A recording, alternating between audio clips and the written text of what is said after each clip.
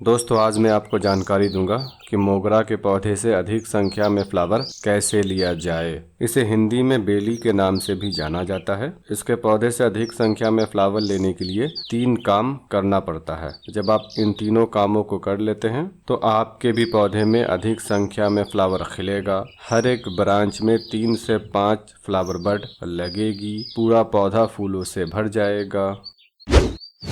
सबसे पहला काम करना है कि पौधे में खाद देना है, लेकिन खाद में सही खाद को देना है। और जब आप ऑर्गेनिक और केमिकल दोनों देते हैं तो आपके पौधे में अधिक संख्या में फ्लावर खिलेगा और कम समय में खिलेगा। जैसा कि आप जानते हैं कि केमिकल खाद देने से पौधे की ग्रोथ कम समय में ज़्यादा होती है, तो आपके पौधे में भी कम समय में फ्लावर ज़्यादा खिलेगा। तो इसके लिए सबसे पहले आपको कंपोस्ट खाद देना है। आपको करना कुछ नहीं है, गमले के आसपास की मिट्टी को हटा देना है और उसमें पौधे के हिसाब से कंपोस्ट खाद को देना है। तो यदि आपका प्लांट 8 इंच के गमले में लगा हुआ है और उसकी ग्रोथ इस हिसाब से है तो आपको 1.5 मुट्ठी कंपोस्ट देना है। यदि आपका प्लांट 10 इंच के गमले में लगा हुआ है और उसकी ग्रोथ इस हिसाब से है तो आपको इसमें 2.5 मुट्ठी कंपोस्ट को देना है। कंपोस्ट में आप किसी भी टाइप की कंपोस्ट को दे सकते हैं। काउडंग कंपोस्ट को भी दे सकते हैं, वर्मी कंपोस्ट को भी, गॉट मैन्योर को भी, किचन वेस्ट कंपोस्ट को भी, लीफ कंपोस्ट को भी और गॉट मैन्योर को भी दे सकते हैं। मैं गॉट मैन्योर का इस्तेमाल कर रहा हूँ। यदि आपका प्लांट 14-15 इंच के गमले में लगा हुआ है और उसकी ग्रोथ भरपूर है, गमले में जड़ भर चुकी है, तो आपको 6 मुट्ठी कंपोस्ट देना है। इस बात का ख्याल रखिएगा, कंपोस्ट को महीने में सिर्फ 1 दफ़ा देना है, यानी कि 30 दिनों के अंतराल पर। बहुत ज़्यादा कंपोस्ट खाद नहीं देना है, नहीं तो कंपोस्ट की अधिकता से पौधे का पत्ता हरा भरा रहेगा, पौधे की ग्रोथ भी होगी, लेकिन नाइट्रोजन जब बढ़ जाएगा पौधे में तो ग्रोथ तो होगी लेकिन फ्लावर बड बहुत कम लगेगी। तो आपको कंपोस्ट देना है, सही कंपोस्ट को देना है और हिसाब से देना है और 30 दिनों के अंतराल पर देना है।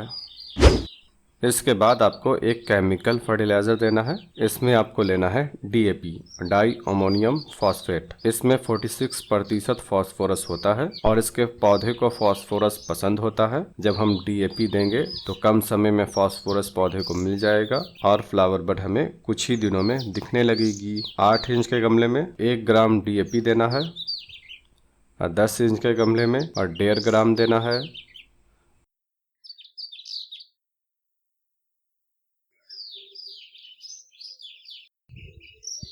और 14-15 इंच के गमले में 2.5 ग्राम देना है। और आपको DAP को हर 15 दिनों के अंतराल पर देना है। एक दफ़ा आपको कंपोस्ट के साथ देना है, फिर आपको दूसरी दफ़ा देने के 15 दिन बाद देना है, लेकिन उस टाइम आपको कंपोस्ट नहीं देना है, सिर्फ DAP को देना है। इसके पौधे से अधिक संख्या में फ्लावर लेने के लिए दूसरा काम करना है कि पौधे की सही समय पर प्रूनिंग करनी है। इसके पौधे को हार्ड प्रून साल में कम से कम 2 दफ़ा तो करना ही चाहिए। पहली दफ़ा आपको करना है स्प्रिंग सीजन में, यानी कि फरवरी मार्च महीने में। बेहतर है कि आप फरवरी के महीने में कीजिए। अगर आप किसी कारण से फरवरी के महीने में पौधे को प्रून ना कर सकें तो आपको मार्च महीने में करना है। और ख्याल रखना है पौधे को हार्ड प्रून करना है। रिफिल जितनी मोटी ब्रांच को काट कर हटा देना है और रिफिल की 2-2.5 गुना मोटी ब्रांच को रहने देना है। जब आप इसे स्प्रिंग सीजन में हार्ड प्रून करेंगे तो इसमें स्प्रिंग सीजन में बहुत सारी नई ब्रांचेस निकल कर आएगी और आपके पौधे में उसी हिसाब से ज़्यादा फ्लावर खिलेगा और उस फ्लावर का साइज भी बड़ा होगा।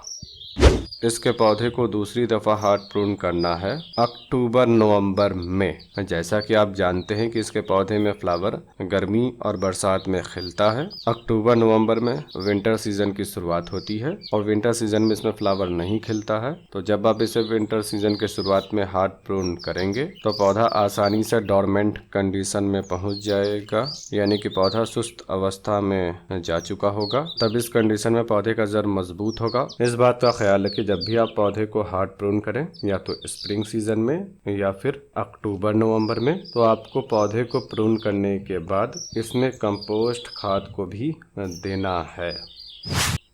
और इसके पौधे से अधिक संख्या में फ्लावर लेने के लिए आपको समय समय पर पौधे की लाइट प्रूनिंग करनी चाहिए, यानी कि थोड़ी थोड़ी ब्रांचेस को काटकर हटाते रहना है। जब पौधे में फ्लावर खिलता है तो फ्लावर भले ही खिलकर एक दिन बाद गिर जाता है, लेकिन फ्लावर का कुछ हिस्सा पौधे पर रह जाता है, जिस कारण से उस ब्रांच में नई ब्रांच की ग्रोथ को होने में समय लगता है। जब तक ये हिस्सा सूखता नहीं है तब तक कोई नई ब्रांच मुश्किल से निकलती है। तो जब हम इसे 2-3 पत्ते के नीचे से काट कर हटाएंगे तो बहुत जल्द नई ब्रांचेस निकल आएगी और उसके साथ ही साथ उन ब्रांचेस में फ्लावर बड भी लगी हुई होगी।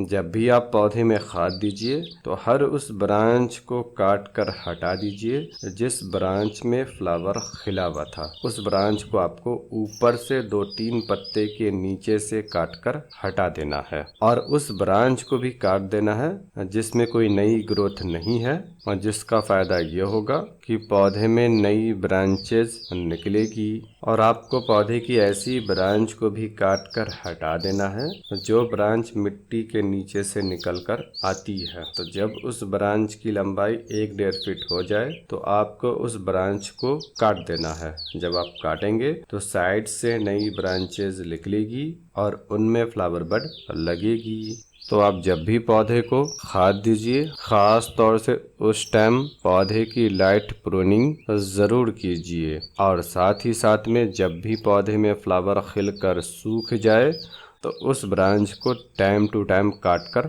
हटाते जाइए। जैसे से आप काट कर हटाते जाएंगे वैसे वैसे नई ब्रांचेस निकलते जाएगी और उसमें फ्लावर बड लगती चली जाएगी। देखिए दोस्तों, ये कुछ टाइम बाद का अपडेट है। मैंने खाद दिया था और खाद देने के बाद जिस ब्रांच में फ्लावर बड नहीं लगी हुई थी मैंने उस ब्रांच को 2-3 पत्ते के नीचे से काट कर हटा दिया था। अब देखिए, काटने के बाद हर एक ब्रांच में से 2-3 नई ब्रांच निकली है और उसमें फ्लावर बड भी लग चुकी है। और इसके पौधे में जितनी ज्यादा नई ब्रांचेज होती है उतना ज्यादा इसमें फ्लावर बड भी लगती है। तीसरा काम करना है कि पौधे को सही लाइट एंड लोकेशन पर रखना है। अप्रैल मई महीने में पौधे को अगर आपने गमले में लगा रखा है तो दोपहर की तेज धूप से बचा कर रखिएगा। अगर आपने जमीन में लगा रखा है तब तो तेज धूप से बचाने की जरूरत नहीं है। अप्रैल मई के दोपहर के धूप के अलावा पूरे साल पौधे को ऐसी जगह पर रखना है जहां पर सबसे ज्यादा धूप आ रही हो। यदि इसके पौधे को कम धूप मिलती है तो भले ही आप पौधे को खाद दीजिए, पौधे को प्रून कीजिए, जो भी कीजिए, लेकिन आपके पौधे में फ्लावर कम खिलेगा। जो नई ब्रांचेज निकलेगी उसकी मोटाई कम होगी और उसमें फ्लावर बड इक्की दुक्की लगेगी। इसके अलावा दोस्तों, इसकी हर एक वैरायटी का एक अपना नियम कानून होता है। कुछ वैरायटी बहुत ज़्यादा फ्लावर देती है और कुछ कम देती है। इसकी बाकी सारी वैरायटी तो बहुत ज़्यादा फ्लावर देती है, लेकिन ये वैरायटी जिसमें फ्लावर की पंखुड़ी ज़्यादा होती है, इस वैरायटी में फ्लावर इसके मुकाबले में कम खिलता है और ये प्लांट थोड़ा नाजुक भी होता है। यदि आपको ये इन्फॉर्मेशन पसंद आई है तो आप मेरे चैनल को सब्सक्राइब करने के बाद बेल आइकन को भी दबा दीजिएगा। चैनल पर बहुत सारी वीडियोस है, आपको उन्हें भी देखना चाहिए। तो उम्मीद है आपको ये जानकारी पसंद आई होगी।